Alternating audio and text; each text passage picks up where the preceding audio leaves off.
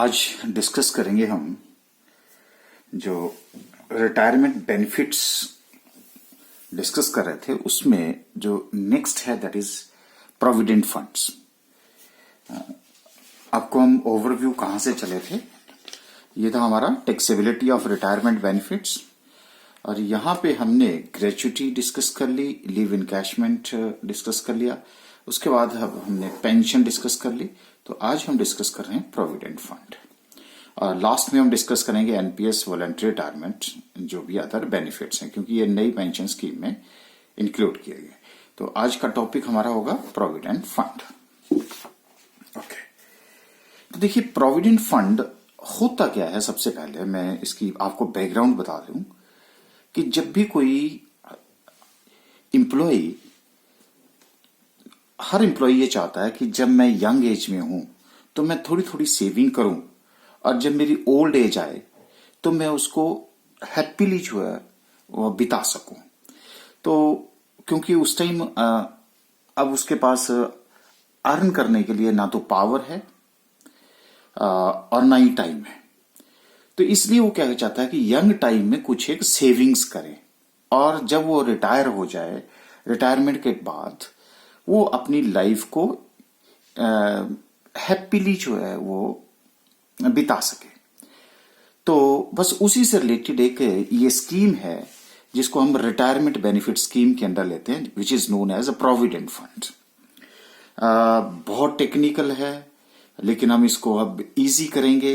आपको अभी तक हम एक लेमैन समझ रहे हैं, फिर अब इस लेक्चर के बाद आप एक इनकम टैक्स के एक टेक्निकल एक्सपर्ट निकल के आएंगे अगर आपको ये सारे के सारे जो कंसेप्ट मैं आज डिस्कस करूंगा वो आपके अगर क्लियर हो जाते हैं, if you understood all these concepts.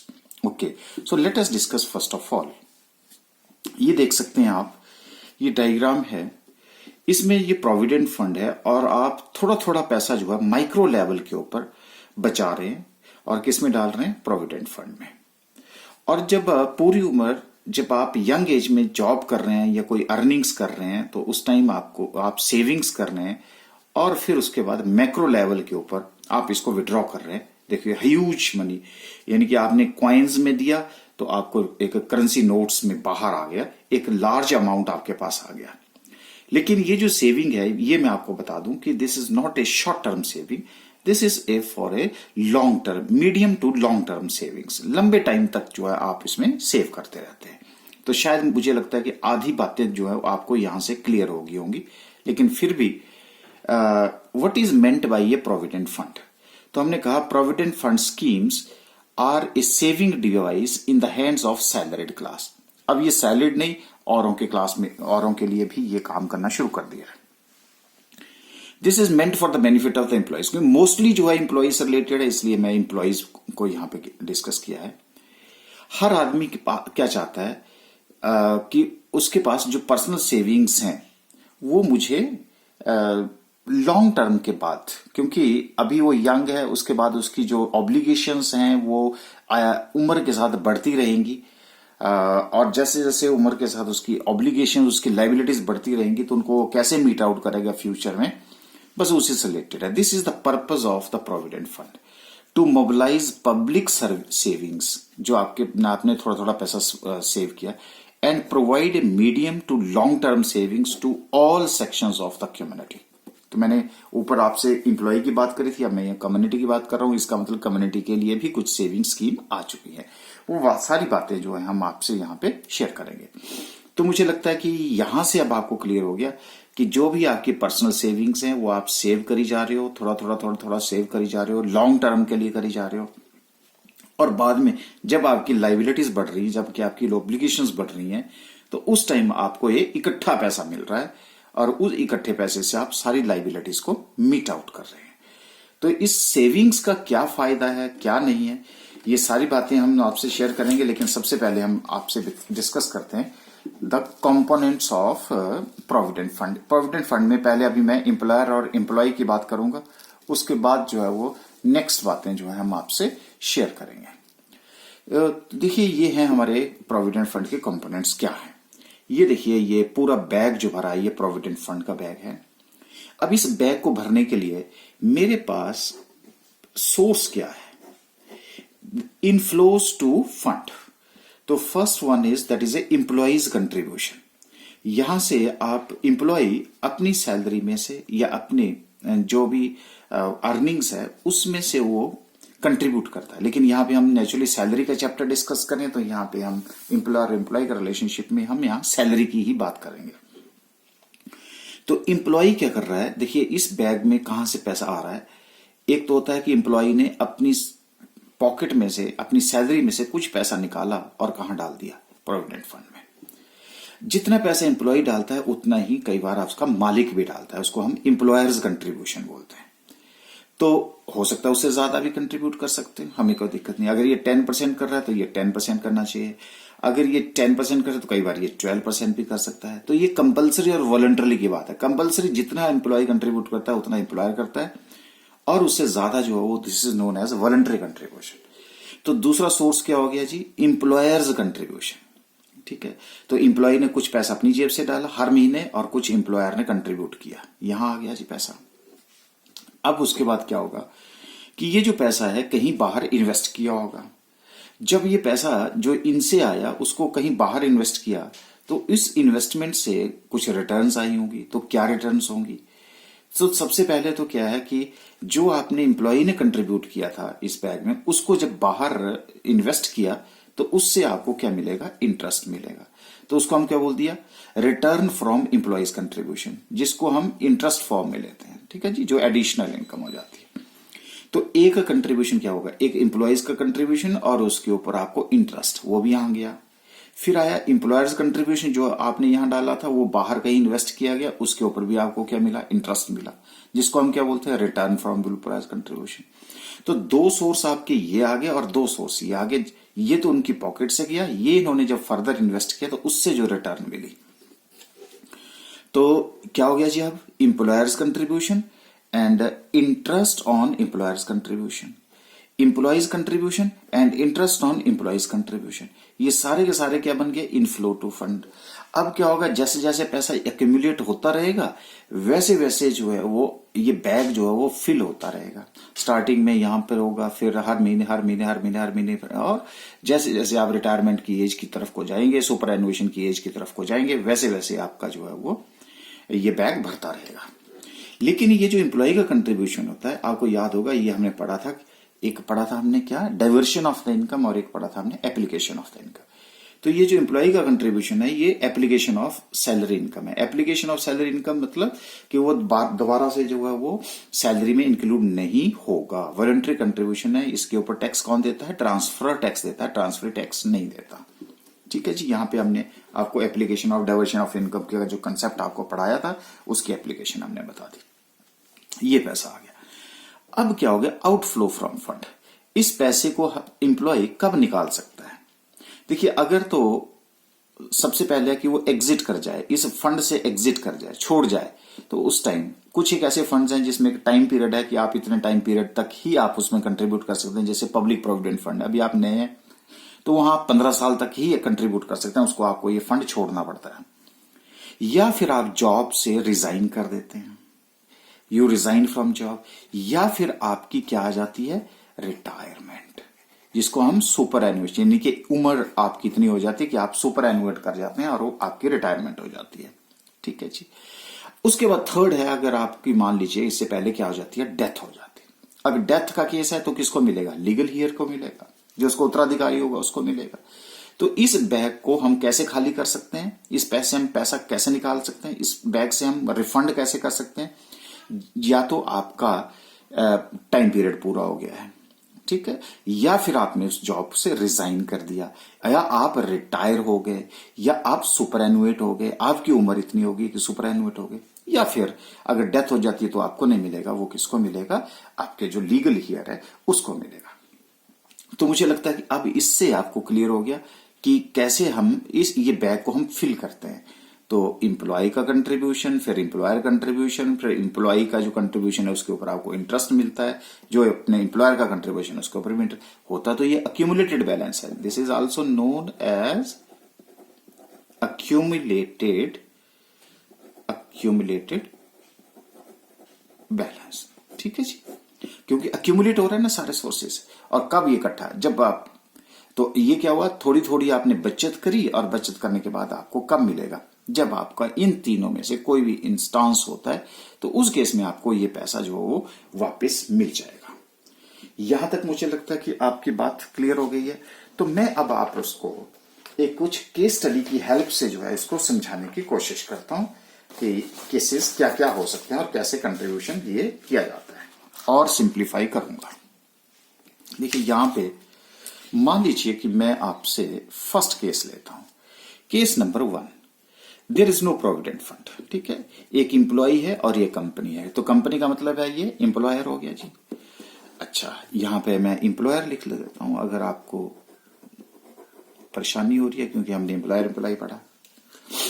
ये यहां इसके काम कर रहा है, जॉब कर रहा है, जिसके बदले में उसको कितनी मिलती है, उस 50,000 रुपए सैलरी, उसने बोला कि 50,000 दूंगा। तो ये अपनी सर्विसेज देगा और इसके बदले में इसको क्या देगा, ये सैलरी देगा। तो जॉब में सर्विसेज दी जाती हैं, ठीक है जी, नो कंसिडरेशन नो कॉन्ट्रैक्ट, और कंपनी ने इसको क्या दिया, 50,000। ठीक है जी, इसका मतलब कोई भी कंट्रीब्यूशन नहीं हुआ, तो ये पहला केस हो गया। उसके बाद आप आ जाइएगा सेकेंड केस में। If provident fund contributed by employ, 600 रुपए जो है वो मान लीजिए कंट्रीब्यूटेड करे, तो एम्प्लॉय ने इसके लिए, कंपनी के लिए क्या कर रहा है, वो सर्विसेज दे रहा है, और सर्विसेज कितने के लिए एग्रीमेंट हुआ है, 50,000 रुपए। अब कंपनी ने उसको क्या दिया, 50,000 रुपए सैलरी में से 600 रुपए काट लिया, अभी बताया मैंने एप्लीकेशन ऑफ इनकम, और उसको नेट सैलरी कितनी दे दी, 49,400 इंप्लॉय को। तो अब इंप्लॉय को कितनी मिल रही है नेट सैलरी, 49,400। 600 रुपए कहां डिपॉजिट कर दिया जाएगा कंपनी के द्वारा, public provident fund deposit of the employ. 600 रुपए से उसका अकाउंट खोल करके उसके खाते में पैसे जमा करा दिए जाएंगे, 600 रुपए। लेकिन अभी मैंने आपको बताया this is application of the income. अगर एप्लीकेशन ऑफ इनकम है तो वो टैक्स किसके ऊपर लगेगा, 49,400 के ऊपर नहीं लगेगा, किसके ऊपर लगेगा, 50,000, क्योंकि this is application of the income. तो जो पैसा डाइवर्ट किया गया उसके ऊपर भी टैक्स कौन देगा, वो इंप्लॉय देगा। ठीक है जी बात, ओके। तो अब मेरे पास यहां पे क्या हो गया कि अब प्रोविडेंट फंड का डिपॉजिट कंपनी ने 600 रुपए उसके अकाउंट में डाल दिए, ये अकाउंट ओपन कर दिया प्रोविडेंट फंड का अकाउंट, और यहां इंप्लॉय का कंट्रीब्यूशन कितना हो गया, 600 रुपए, और बाकी पैसा किसको दे दिया, इंप्लॉय को दे दिया। ये भी बात क्लियर होगी। अब आ जाइए केस नंबर 3 में। इसमें क्या है, provident contributed by employer and employ, दोनों कंट्रीब्यूट कर रहे हैं, बिल्कुल है।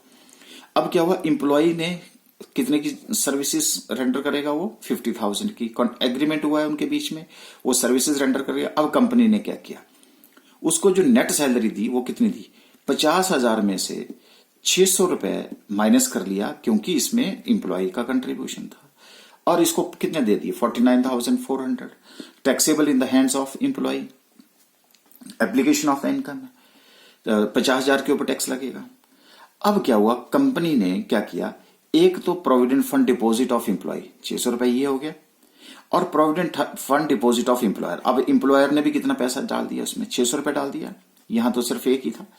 अब 600 रुपए दोनों डाल दिए, जब दोनों डाल दिए तो कुछ टाइम पीरियड के बाद क्या मिलेगा, उसके ऊपर इंटरेस्ट मिलेगा। अब क्या हो गया, 1200 रुपीज के ऊपर टोटल प्रोविडेंट फंड कितना हो गया, 1200 के ऊपर इसके ऊपर भी इंटरेस्ट मिल रहा है, इसके ऊपर भी इंटरेस्ट मिल रहा है। मान लीजिए 10% रेट ऑफ इंटरेस्ट है, तो 60 रुपए इसके ऊपर मिलेंगे, 60 रुपए इसके ऊपर मिलेंगे। अब कितना हो गया, 1320, 1,320 रुपए उसके खाते में चले गए।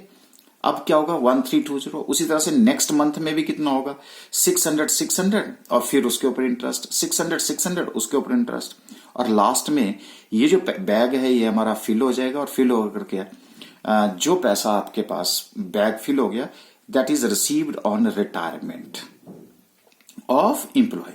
एम्प्लॉय की रिटायरमेंट के ऊपर, डेथ के ऊपर, या रिजाइन कर देता, उस दौरान आपको ये जो थोड़ा थोड़ा पैसा आपने इकट्ठा किया था वो एक बड़ा अमाउंट बन गया, और बड़ा अमाउंट बन करके आपके खाते में आपको रिटायरमेंट के टाइम में एक लमसम सा अमाउंट आपको मिल जाएगा। मुझे लगता है कि अब इससे आपको और क्लियर हो गया जो कंपोनेंट्स की बात मैं करी थी। देखिए अब एम्प्लॉय का कंट्रीब्यूशन, एम्प्लॉयर का कंट्रीब्यूशन, और अब उसके ऊपर जो इंटरेस्ट है वो भी आपको मिला, एम्प्लॉयर और एम्प्लॉय, और जो पैसा इकट्ठा हुआ वो आप कब विड्रॉ कर सकते हैं। मुझे लगता है कि अब यहां से आपका ये वाला जो कंपोनेंट वाला जो कंसेप्ट था वो भी शायद आपका क्लियर हो गया। तो ये हो गया जी आपका एम्प्लॉय का कंट्रीब्यूशन, एम्प्लॉयर का कंट्रीब्यूशन, ये इंटरेस्ट हो गया, ये इंटरेस्ट हो गया, और ये इकट्ठा हो गया, और बाद में जो रिटायरमेंट के टाइम में आपको पैसा इकट्ठा मिल गया। और कैसे ये किया जाता है वो मैंने आपको केस स्टडी भी बता दी। ओके, अब हम बात करते हैं कि ये जो प्रोविडेंट फंड्स की जो जितनी भी स्कीम्स हैं वो कौन कौन सी हैं। So that is the types of provident fund. Okay, provident fund तो मैंने एक नाम बताया, this is a saving schemes for the long term basis. पहला है हमारे पास स्टैट्यूटरी प्रोविडेंट फंड, एसपीएफ बोलते हैं इसको। Statutory provident fund is set up under the provident fund act 1925। It is maintained by employers such as, कौन हो सकता है employer? Government, semi government, universities, local authorities etcetera. ये जितने भी इंस्टीट्यूशंस हैं, ये जब एम्प्लॉय से पैसा काटते हैं तो उनके ऊपर कौन सा प्रोविडेंट फंड अप्लाई होता है? Statutory provident fund. देखिए ये ध्यान से आपको पता होना चाहिए, क्योंकि न्यूमेरिकल में एग्जाम में आपका फोकस इसी के ऊपर होना चाहिए कि प्रोविडेंट फंड कौन है, क्योंकि सबकी स्कीम्स का डिफरेंट ट्रीटमेंट होता है। उसके बाद आ जाता है हमारा रिकॉग्नाइज्ड प्रोविडेंट फंड, आरपीएफ इसको बोलते हैं। Provident fund which has been continuous to be recognised by the chief commissioner of the income tax. अब आपने एप्लीकेशन दे दी, एप्लीकेशन दे करके वो कमिश्नर ऑफ इनकम टैक्स के द्वारा उसको क्या कर दिया, या तो कमिश्नर या चीफ कमिश्नर और बोल सकते हैं। अब उसके बाद आपने जो फॉर्मेलिटीज हैं वो रूल्स के अकॉर्डिंगली आपने उसको फिल कर दी गई हैं, और फिर उसके बाद कमिश्नर के द्वारा उसको वेरीफाई किया, वेरीफाई करने के बाद वो एप्लीकेशन ही फाउंड फिट, और उसके बाद उसने क्या कर दिया, आपको एक्ट के अकॉर्डिंगली रिकॉग्नाइजेशन दे दी उस प्रोविडेंट फंड को। That is known as recognised provident fund.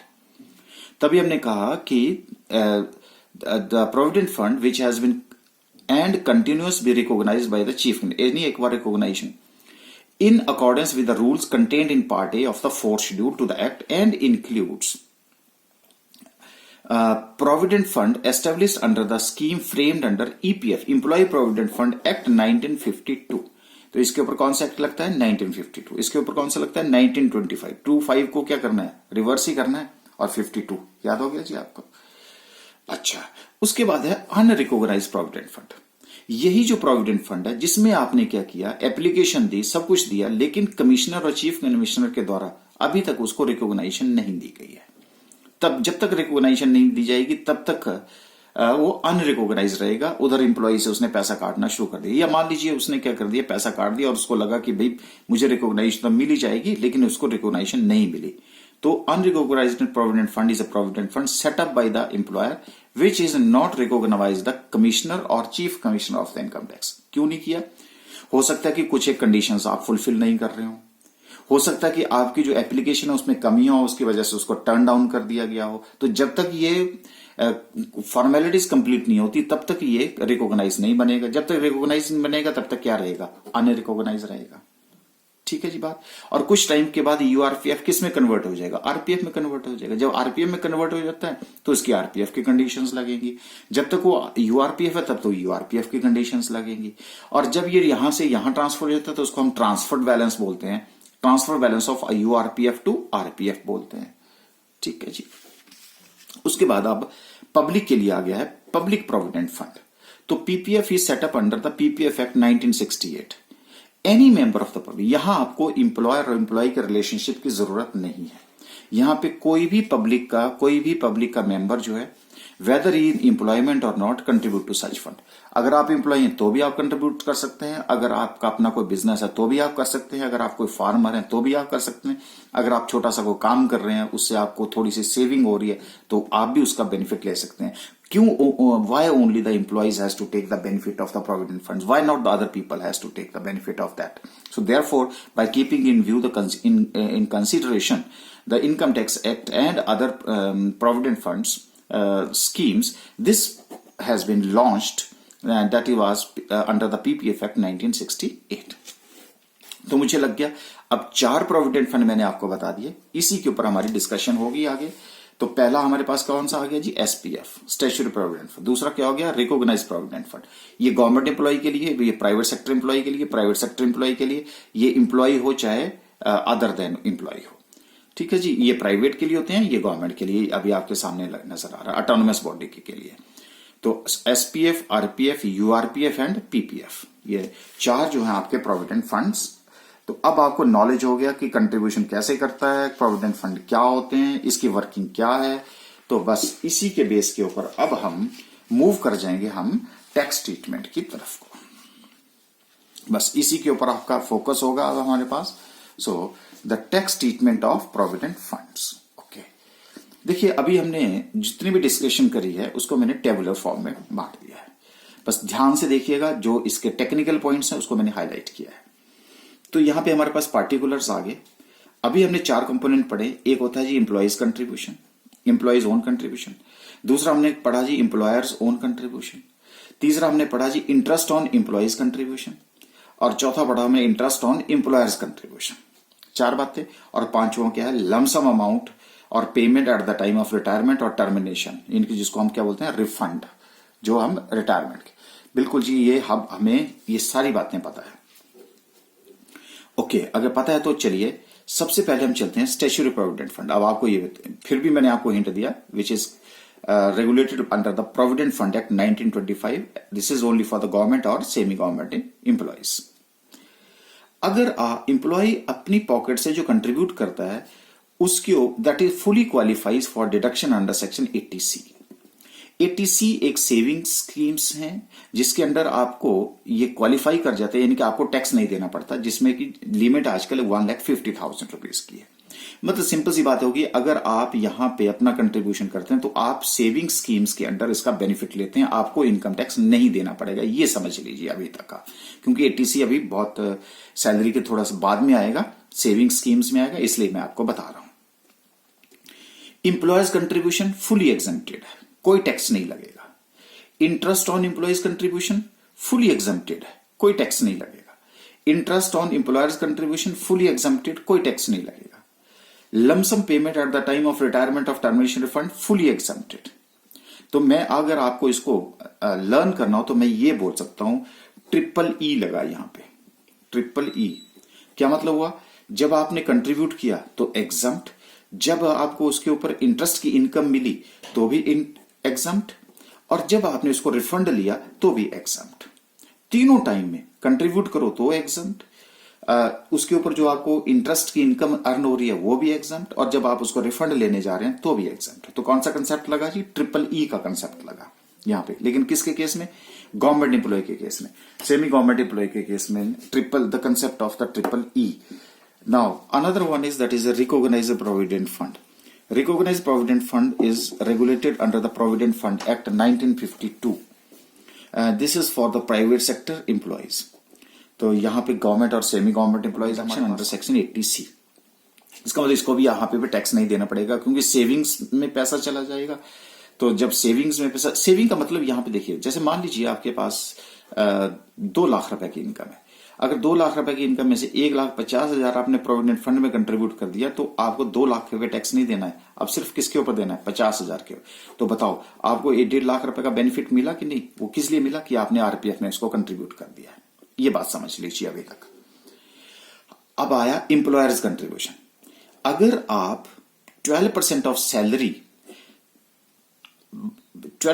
Salary तक एम्प्लॉयर कंट्रीब्यूट करता है तो वो एग्जम्प्ट होगा, और अगर वो 12% से ऊपर तो वो टैक्सेबल होगा। बस ये ध्यान रखना। अब ये जो है आपको यहां पे एग्जाम में तंग करेगा, ठीक है जी। तो आपने ये देखना है। लेकिन सैलरी का मतलब क्या होगा यहां पे, वो भी आपको बताता हूं। सैलरी का मतलब यहां पे होगा बेसिक पे प्लस डीए, कई बार हम इसको डीएनएस पे भी बोलते हैं, and percentage of commission on turnover, ठीक है जी। अब आपने क्या करना कि जैसे मान लीजिए कि यहां पे 13% आ गया, तो 12% तक एग्जम्प्ट करना। सिर्फ टैक्सेबल कितना होगा, 1%। 14% है तो किसके लिए होगा, ये आरपीएफ। अब आपको क्या मिलेगा, इंटरेस्ट। अब पहले आता है इंटरेस्ट ऑन एम्प्लॉयज कंट्रीब्यूशन। तो यहां पे आपने 9.5% जो है वो रेट है, रेट ऑफ इंटरेस्ट है। यहां 12% ऑफ सैलरी था, ये रेट है। 9.5% तो क्या होगा, वो एग्जम्प्ट होगा। और अगर रेट जो है वो 9.5% से ज्यादा है तो वो टैक्स्ड होगा। जैसे मान लीजिए कि आपको इंटरेस्ट जो है वो 10% दिया जा रहा है, तो आपने 9.5% एग्जम्प्ट, 5% 0.5% जो है वो टैक्सेबल हो जाएगा। उसी तरह से इंटरेस्ट ऑन एम्प्लॉयज कंट्रीब्यूशन, बिल्कुल इसके ऊपर भी यही कंडीशन लगेगी। So that's why it is 2, यानी कि exempt up to if the rate of interest is 9.5%। 9.5% से ज्यादा होगा वो टैक्सेबल होगा। ये भी हो गया जी। ओके, अब आता है हमारा lump sum. exempted in all cases except when employee leaves service before completion of 5 years continuous service।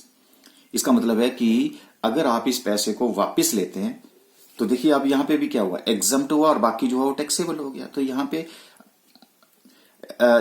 अगर आपने कंटिन्यूस 5 साल सर्विस करी है और फिर आप पैसा विड्रॉ कर रहे हैं तो एग्जम्पशन मिलेगी, अदरवाइज एग्जम्पशन नहीं मिलेगी, तो वो टैक्सेबल हो जाएगा।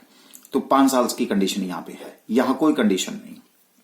तो अगर मैं इसको देखूं तो क्या हो गया, यहां पे भी तकरीबन क्या है, ट्रिपल ई है कि जब आपने कंट्रीब्यूट किया तो भी एग्जम्प्ट। हाँ, यहां पे जरा थोड़ा सा टैक्सेबल होगा अगर ये 12% और 9.5%। तो अगर इससे कम करता है तो भी एग्जम्प्ट, और जब आप विड्रॉ कर रहे हैं तो भी एग्जम्प्ट होगा। ठीक है जी। अच्छा, अब आ जाइए आप यूआरपीएफ। तो यूआरपीएफ के केस में हमने क्या आपसे डिस्कस किया था,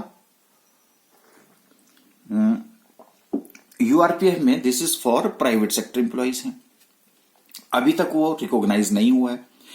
तो आपने क्या करना कि जो एम्प्लॉय का कंट्रीब्यूशन है this does not qualify for deduction under section 80C, बिल्कुल नहीं मिलेगी। जो इसको मिल रही थी वो नहीं मिलेगी। अगर नहीं मिलेगी तो इसका मतलब क्या हुआ, वो एक तरह से टैक्स दे रहा है ना, ये लिख रहा हूं मैं, वैसे लिख रहा हूं, इसका मतलब टैक्सेबल हुआ, एक तरह से टैक्स देगा ना उसके ऊपर, क्योंकि जब क्वालिफाई नहीं कर रहा है। Employers contribution ignore for the time being. ठीक है जी, अभी तक हम इसके ऊपर कुछ नहीं बोलेंगे, अभी हमने इसको इग्नोर, यानी कि अगर आप एग्जम्प्ट लिखना चाहते हैं तो मुझे कोई दिक्कत नहीं है, आप फिलहाल इसको एग्जम्प्ट लिख सकते हैं, हम मैंने इग्नोर कर दिया इसको।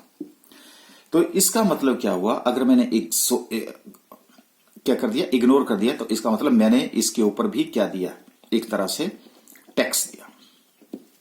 ओके, अब आ जाता है इंटरेस्ट ऑन एम्प्लॉयज कंट्रीब्यूशन। तो इसको भी आप इग्नोर करिए। क्यों करिए इग्नोर, क्योंकि भी देखिए जो इंटरेस्ट है वो it is not taxable from year two year basis.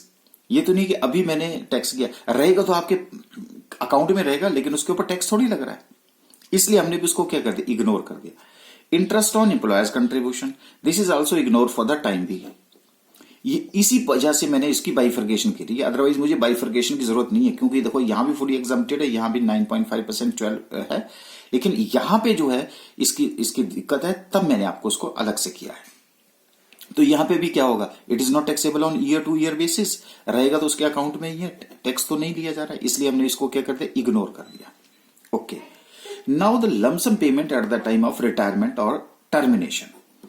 Okay, अब देखिए, अब सबसे पहले हम कहां चलते हैं, पहले हम चल रहे हैं, ये देखिए ये कहां से आ रहा है, ये आ रहा है। तो कौन है ये है जी इंप्लॉइज ओन कंट्रीब्यूशन। इंप्लॉय का ओन कंट्रीब्यूशन यहां पे एग्जम्प्ट होगा, क्योंकि हमने इसके ऊपर पहले ही टैक्स दे रखा है। ये लो, ठीक है जी। क्यों दे रखा, देखो do not qualify for deduction, तो डबल टैक्सेशन थोड़ी होगा कि पहले मैं यहां टैक्स दे दूं फिर मैं यहां दे दूं। अगर मैंने यहां टैक्स दे दिया तो यहां क्या हो जाएगा, एग्जम्प्ट हो जाएगा at the time of the refund. होगी जी बात क्लियर। अच्छा, उसके बाद आ जाइए आप यहां पे, अब इंटरेस्ट ऑन एम्प्लॉइज कंट्रीब्यूशन। ठीक है, एम्प्लॉय ने जो कंट्रीब्यूट किया था मैं उसी का पार्ट ले रहा हूं, कौन सा, इंटरेस्ट ऑन एम्प्लॉइज कंट्रीब्यूशन। ध्यान रखना, ये जो एम्प्लॉइज का ओन कंट्रीब्यूशन है, ये यहां पे आपने क्या किया था, इग्नोर किया था तो टैक्स नहीं दिया था, अब आपको क्या देना पड़ेगा, टैक्स देना पड़ेगा। लेकिन ध्यान रखना, बहुत इंपॉर्टेंट बात कर रहा हूं, क्योंकि यहां एम्प्लॉयर एम्प्लॉय रिलेशनशिप के एग्जिस्ट नहीं करेगा।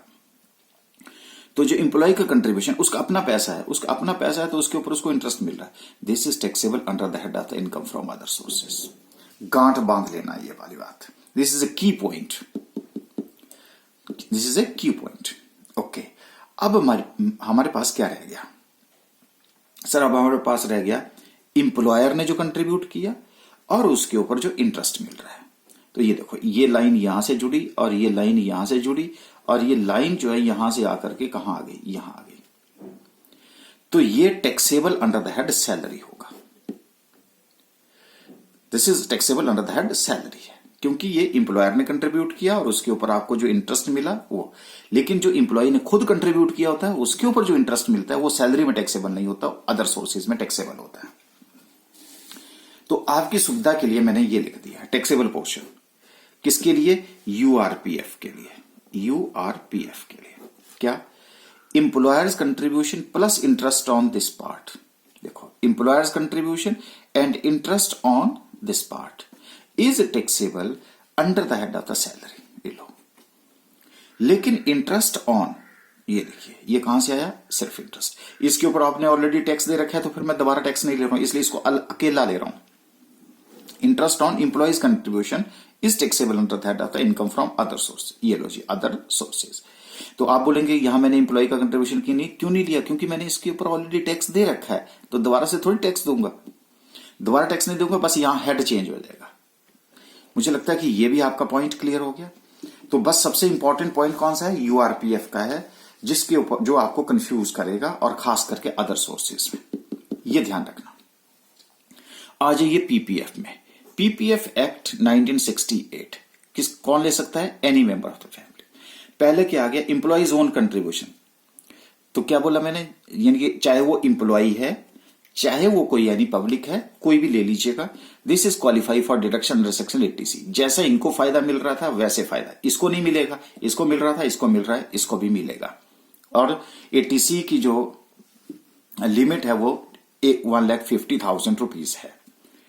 उसके बाद है इंप्लॉयर्स कंट्रीब्यूशन। जब ये यहां पे इंप्लॉयर यहां पे कोई कंट्रीब्यूट नहीं करता, कोई कंट्रीब्यूशन नहीं होता है यहां पे। अब पब्लिक है तो वहां तो एम्प्लॉयर होगा ही नहीं, इसलिए तो कंट्रीब्यूट नहीं होगा। अगर एम्प्लॉय भी कंट्रीब्यूट करे तो यहां कोई नहीं करेगा, सिर्फ कौन करता है, सिर्फ एम्प्लॉय यहां कंट्रीब्यूट करता है। कोई भी पब्लिक का मेंबर है ये, तो यहां पे कंट्रीब्यूशन नहीं, तो इसलिए ये एप्लीकेबल नहीं होता पीपीएफ में। इंटरेस्ट ऑन एम्प्लॉयज कंट्रीब्यूशन बिल्कुल क्या है, एग्जम्प्ट है। अच्छा, इंटरेस्ट ऑन एम्प्लॉयज कंट्रीब्यूशन ये भी एप्लीकेबल नहीं होगा, क्योंकि यहां एम्प्लॉयर कंट्रीब्यूट नहीं करता। और अब क्या मिलेगा उसको, लमसम मिलेगा। तो लमसम कितना मिलेगा, जो इसके ऊपर उसने कंट्रीब्यूट किया और इसके ऊपर जो उसने कंट्रीब्यूट किया। अब जो इंटरेस्ट मिलेगा वो क्या होगा, एग्जम्प्ट होगा at the time of refund. तो देखो यहां पे भी एक तरह से ट्रिपली, जब कंट्रीब्यूट किया तो भी एग्जम्प्ट, इनकम मिली तो भी एग्जम्प्ट, यहां मिली तो भी एग्जम्प्ट। लेकिन यहां पे क्या होगा, नहीं, अगर एग्जम्प्ट है, यहां एग्जम्पशन है तो यहां टैक्सेबल हो रहा है, अगर यहां टैक्सेबल है तो यहां एग्जम्प्ट हो रहा है। लेकिन यानी कि वो ट्रिपली अप्लाई नहीं होता, इसके ऊपर टैक्स देना पड़े। जो यहां छूट रहा है वो यहां टैक्सेबल हो रहा है, जो यहां टैक्सेबल हो रहा है वो यहां छूट दी जा रही है। बस इतना सा ध्यान रखिएगा। तो this is the tax treatment of the provident fund. तो आई होप कि अब आप जितनी इसकी ज्यादा प्रैक्टिस करेंगे उतने ज्यादा आप लर्न करेंगे। मैंने तो आपको समरी फॉर्म में इनकी जो टैक्स ट्रीटमेंट है वो आपको बता दी कि what is the tax treatment of the provident fund. तो अभी तक हमने जो आपके साथ डिस्कशन करी वो डिस्कशन करी कि this is the retirement benefit. Retirement benefit के बाद हमने डिस्कस किया कि प्रोविडेंट फंड क्या होता है। फिर हमने डिस्कस करा कि प्रोविडेंट फंड के जो कंपोनेंट्स हैं वो क्या होते हैं। फिर हमने आपसे डिस्कस किया कि ये कैसे कंट्रीब्यूट होता है और एम्प्लॉय के पास कैसे चला जाता है। फिर हमने बात डिस्कस करी कि एसपीएफ क्या होता है, आरपीएफ क्या होता है, यूआरपीएफ क्या होता है और पब्लिक प्रोविडेंट फंड क्या होता है। और लास्ट में हमने आप डिस्कस करी जो हमारा income tax point of view से था, what is the tax treatment of the provident fund. I hope now it is clear, क्योंकि यूआरपीएफ में ही कंफ्यूजन है, बाकियों में कोई, और ये कंफ्यूजन भी आपका खत्म है, क्योंकि लॉजिक अब आपका क्लियर है, कंसेप्ट आपका क्लियर है।